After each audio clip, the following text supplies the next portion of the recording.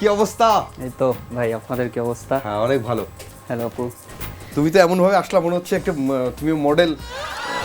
আমরা শো শেষ করে যেন বলতে পারো। সেই গল্পই বলবো। আচ্ছা বল। আমরা তো আশেপাশে কি দেখি? হ্যাঁ। মডেল থানা, মডেল মসজিদ, মডেল স্কুল। আজকে একটা মডেল মানুষ পেলাম। যাক, অনেক বলে যে মডেল মানুষ নাই, এই যে মডেল মানুষ। আমি আসলে লাইফে যেই কথাটা সবচেয়ে বেশি শুনছি যে তোমার তো হাইট ভালো, মডেলিং করো না কেন? তো আমি ইউনিভার্সিটিতে থাকতে একবার একটু ট্রাই করলাম। তো ওই ক্লাবের বিভিন্ন ইভেন্ট হয় না, সো এখানে র্যাম্পে হাঁটার একটা কম্পিটিশন হচ্ছে। সো আমি নাম দিলাম, হাঁটলামও। সো দর্শকদের রেসপন্স দেখে আমি বুঝলাম আমার আসলে কমেডিয়ান হওয়া উচিত, কারণ সবাই অনেক হাসতেছিল। ওকে। তো আমার ইউনিভার্সিটিতে আমার একটা ফিমেল ফ্রেন্ড, ওর হচ্ছে খুব মডেল হওয়ার শখ, নায়িকা হতে চায় আর কি।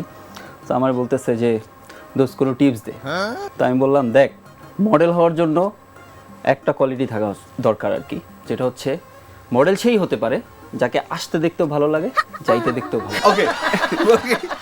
পরে বিভিন্ন ব্র্যান্ডের সাথে শুটও করেছে। তো ওর একটা ক্যালেন্ডার বের হয়েছে একবার, একটা কোনো একটা কোম্পানির ক্যালেন্ডার হয়েছে। আমার ফ্রেন্ড, আমি ক্যালেন্ডারটা বাসায় টাঙাইছি আর কি। সো ছবিটা ছিল অনেকটা এরকম এরকম করে আছে আর কি। সো ওইটা প্রবলেম না, প্রবলেম হচ্ছে আমি যখন বাসার রুমের ফ্যানটা ছাড়ি তখন ক্যালেন্ডারটা উড়ে। ওকে। আমার দুইটা প্রফেশনাল লোক খুব ভালো লাগে, এরা সবসময় অনেক গর্জিয়াস ফিটফাট থাকে। একটা হচ্ছে যারা মডেলিং করে, আর একটা হচ্ছে এয়ার হোস্টেজ। তো মডেলিং যারা করে তারা হয়তো ফটোশুটের জন্য বা শুটের জন্য রেডি থাকে সবসময়, কিন্তু এয়ার হোস্টেজটা সবসময় কেন ফিটফাট থাকে? কেন বলো তো? কারণ আপনি তো প্লেনে বসে জানলা খুলে প্রকৃতি দেখতে পারবেন না, একটাই অপশন, নারী তো প্রকৃতি, তাই তো? রাইট? ওকে। হ্যাঁ হ্যাঁ, বাসে আমরা কিন্তু দেখতে পাই, তো প্লেনে তো দেখা নাই। তো একজন প্রকৃতি, মানে এর জন্য সামনে আর কি থাকলে দেখা যাবে। আচ্ছা, কোনো কারণ ছাড়া এয়ার হোস্টেস কেন বারবার যাওয়া আসা করে? এই কারণেই যেন প্যাসেঞ্জার একটু বোর না ফিল হয়। করে। ও আচ্ছা। ওকে, হ্যাঁ। আপনারা যারা আছেন আপনাদের একটা সুবিধা আছে, ধরেন আমরা কি হয় সোশ্যাল মিডিয়ায় কি ছবি পোস্ট করলাম, আত্মীয় স্বজন বসে থাকে, এটা নিয়ে তারা আলোচনা করে। সো মডেলিংয়ে যারা আছে তারা যদি কোনো কারণে বয়ফ্রেন্ড বা গার্লফ্রেন্ডের সাথে ছবি আপলোড করেও দেয়, ফটোশুট বলে চালাই দিতে পারে। বাহ। গুড ওয়ান, একদম good। আপু, আপনার সম্পর্কে একটা কথা আর কি ইন্ডাস্ট্রিতে সবাই, আপা, আচ্ছা বলো। সেটা হচ্ছে আপনি খুব শর্ট টাইমে রেগে যান, অনেক রাগী, বাট আমি যেটা জানি আপনি রাগ করলেও খুব তাড়াতাড়ি এটা আবার কন্ট্রোল করে ফেলেন। সো ছোটবেলায় আপনি মনে হয় আপনার বাবাকে সবচেয়ে বেশি ভয় পেতেন। না না না, আমার বাবা আমাকে ভয় পেত, কারণ তার ক্যারেক্টারিস্টিক্স গুলো ঠিক আমার মধ্যেই বেশি ছিল। ও, আচ্ছা। সো সে ভয় পেত যে এক্স্যাক্টলি আমাকে যদি কেউ প্রেসার ক্রিয়েট করে, আই উইল ডু মানে সামথিং যেটা কেউ চিন্তাও কখনো করে নাই। So he use to be scared about me, যে ডোন্ট পুশ মাই কিড। সবাইকে ওয়ার্নিং দিত, ডোন্ট পুশ মাই কিড, কারণ হচ্ছে একে যদি প্রেসার ক্রিয়েট করো, so she will do something very মানে ব্লাস্টিং কাইন্ড অফ। বাবাদের রাগ নিয়ে একটা কথা বলি, আমার 3টা ফ্রেন্ড, তাদের মধ্যে কনভারসেশন হচ্ছে কার বাবা বেশি রাগী আর কি। তো এক ফ্রেন্ড বলতেছে, শোন আমার বাবা এত রাগী, তার যখন মাথা গরম হয় আমার মা ওই মাথার উপর রুটি ভাজে। আরে দূর, এটা আর কি রাগে, আমার বাবা যখন মাথা গরম হয় আমার মা রুটির সাথে ডিম পোচ্ছ করে।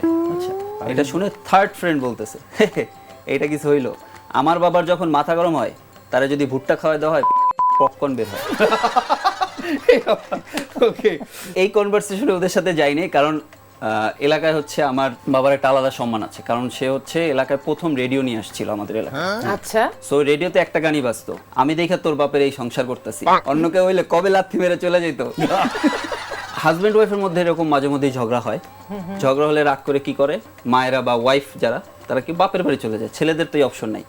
সো সাধারণ মানুষ যারা, তাদের ওয়াইফ যদি বাপের বাড়ি চলে যায়, ফোন দেয় কারা? শাশুড়ি ফোন দেয় বা শ্বশুর ফোন দেয়, কি হয়েছে আসো বাবা, ঠিক করে নিয়ে যায়। হ্যাঁ, নিয়ে যাও। তো সেলিব্রিটি যারা বা আপনারা যারা মডেল আছেন, এদের লাইফে এরকম যদি ঘটনা ঘটে, আত্মীয় স্বজনের কল দেওয়ার আগে কল দেয় সাংবাদিক। হ্যাঁ, ট্রু ট্রু ট্রু। ট্রু। কি ভাই, যেটা শুনলাম সত্য? সত্যি। আরে ভাই, সামান্য একটু কথা কাটাই রয়েছে, তেমন কিছু না। পরের দিন নিউজ, গুজব তাহলে সত্যি হলো, সংসারে ফাটল। ওকে। সংসারে আসলে এরকম ঝগড়া হবেই, বাট ভালোবাসা থাকাটা ইম্পর্টেন্ট। অবশ্যই। তো এই যে সম্রাট শাহজাহান তাজমহল বানাইছে, সো তাজমহলটা যে তৈরি করছে কারিগর, এত সুন্দর করে বানাইছে, সেটা দেখে সে মানে আসলে মুগ্ধ হয়ে গেছে, ইমপ্রেস। তো কি করলো, কারিগরের হাতটা কেটে দিল যেন আর না বানাতে পারে। তো ভাই শুনলাম ভাবি নাকি আপনার সন্তানের প্রতি খুব ইমপ্রেস। ভয়ে তো আমিও থাকি রে ভাই। আপু তো হচ্ছে ছোটবেলায় অনেক ভালো স্টুডেন্ট ছিলেন, সো সবাই যে ভালো স্টুডেন্ট তা না, বাট একটা এক্সাম কিন্তু একটা স্টুডেন্টের কোয়ালিটি নির্ভর করতে পারে, এটা আমি বিশ্বাস করি না আর কি। তা আমাদের এক টিচার ছিল, সেও এটা মনে করতো। সে মনে করলো যে আমি একটা টেস্ট করব যেটার মাধ্যমে সবচেয়ে ইন্টেলিজেন্ট স্টুডেন্টকে এটা আমি বের করব, তাকে একটা সার্টিফিকেট দেওয়া হবে।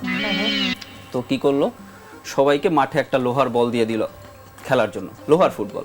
এখন সবাই লাথিটাতে দিয়ে পাটা ফুলায় ফেলছে, কিন্তু একটা ছেলে সাইডে দাঁড়ায় আছে। তো স্যার বলছে এই তো আমি ইন্টেলিজেন্ট স্টুডেন্ট পেয়ে গেছি, ওরে নিয়ে আসা হয়েছে, সার্টিফিকেট দিবে। ওরা জিজ্ঞেস করা হলো আচ্ছা তুমি এবার বলো তুমি এই বলটায় লাথি দিলা না কেন, সবাই দিল। স্যার আমি তো হেড দেওয়ার জন্য অপেক্ষা করতেছিলাম। আচ্ছা আপু, আপনি যখন শপিং করেন আপনাকে কি ফুল পেমেন্ট করতে হয় নাকি আপনার নাম দেখে ইএমআই তে দিয়ে দেয়? ইএমআই। ও বাহ বাহ বাহ, good one good one. Easy monthly ইনস্টলমেন্টে দিয়ে দেয় নাকি? এটা নিয়েও আমাকে অনেকে বলে ইএমআই ইএমআই।